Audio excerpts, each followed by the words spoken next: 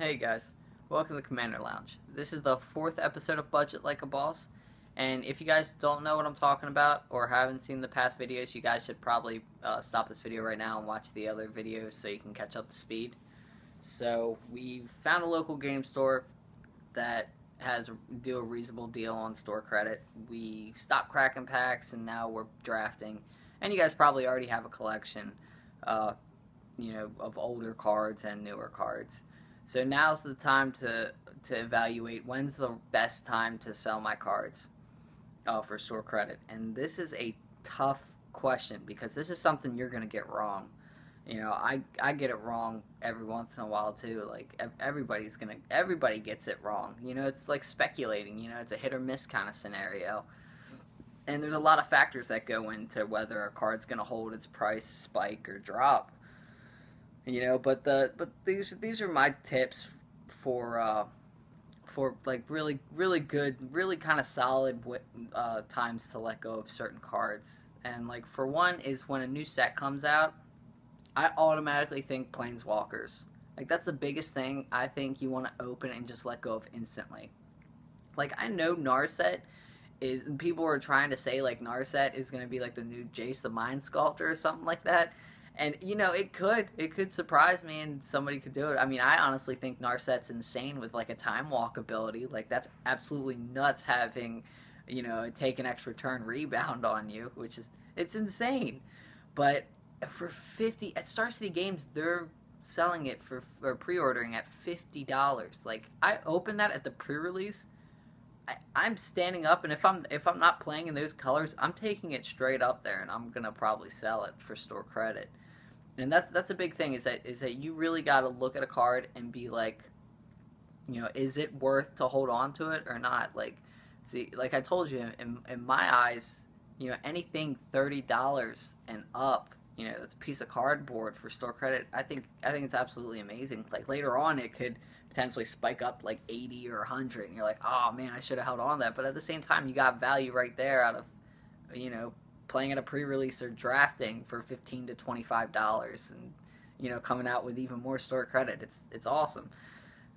But yeah, that's a big thing. Mythics are the same thing. A lot of mythics that are not planeswalkers, you might want to let go of if they have a high price tag in the beginning, just because they're less likely to open. And some of them are just gonna tank so quickly. They'll tank once standard is defined, and once the new cards in standard are defined, it'll be like, okay, this card's useless. No one's playing with it, so drop. So yeah, that's what I think about the whole opening new sets. Now with older sets, it's different because you might have to wait. Like with modern, probably one of the best cards that I've ever sold for store credit was probably Cryptic Command, and I sold it when it was $75. I think it was like $75 or $80. So I got store credit from that, and the reason why Cryptic Command was so high then was because in all the Star City Games Opens, IQs, I don't know, qualify all the tournaments. It was all Modern season. I think they even had a Pro Tour dealing with Modern. So Modern was extremely popular. Like I think Karn popped up in price too, and I got rid of Karn. He stabilized at like 50, I think, because I got rid of him at 50. But yeah, Cryptic Command I think was the best sale I ever did for store credit, because 75, like, and that thing dropped to like after the modern season was done, it like dropped to like $30 or $35. I was like, holy jeez, I got rid of that at a good time.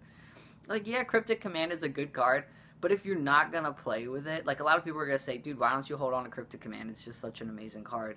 Well, I'm not playing it in any decks, and there's no decks that I'm thinking of right now where I'm like, oh, I need a Cryptic Command. And mainly because I don't touch blue that much. Blue's not exactly a color that I like. I usually like turning cards sideways and just bashing it. I love aggro. It's amazing. I'm not really controlling. Sometimes, I don't know. I usually try to stay away from blue as much as possible, because sometimes it's just like, there's a lot more thinking going on to it. There's a lot less when you're just like, okay, attack. It's a lot easier playing that way, so that's what I do. But yeah, okay, sorry, got off subject with that. But yeah, with you, that's another thing. I'm gonna get into that in another video about keeping track of like pro tours and kind of what's trending with new decks and stuff like that, and just popular decks. But that's the main thing you want to be getting rid of, is that for whatever you're trying to chase, like card wise, or just if you need sleeves or anything like that, like you're trying to get rid of cards that is going to be kind of liquid. The people, the employees are going to want that card. So I mean, the best time to sell, once again, for newer cards is pretty much right away or before rotation, because usually when standard rotates, those cards that drop off, they also drop off in price heavily unless they're modern viable cards, unless they're going to be carrying over in modern. Like Siege Gang Commander. Siege Gang Commander, I think. Siege Rhino, I'm sorry. That is that card started out at like 11 or $12, and I automatically opened one. I looked at it, and I thought about it. I was like, you know what, this could see modern play, but I got rid of it right away because I thought it was at a good price. Like, I thought if it got played in modern, I think it would also stay around that price range. And then it dropped down to like $4 or $5, and I was like, well, I called that pretty good. And now it's being played in modern again, which makes the question, when is it going to pop again? And I think it will, and that's why I've been holding on to Siege Rhinos, because I really think that Siege Rhino have a good opportunity to go back up to 12, maybe even more than that, if they're really successful in modern. But yeah, that's what I think about that. Legacy cards, letting go of legacy cards, it's pretty much a lot of the legacy cards are stabilized if they're on the list where they don't get reprinted again, the whatever it's called, the reserve list. Then you should hold on to those. Like, I've got like a Wheel of Fortune that I'm holding on to, waiting for that to pop off again.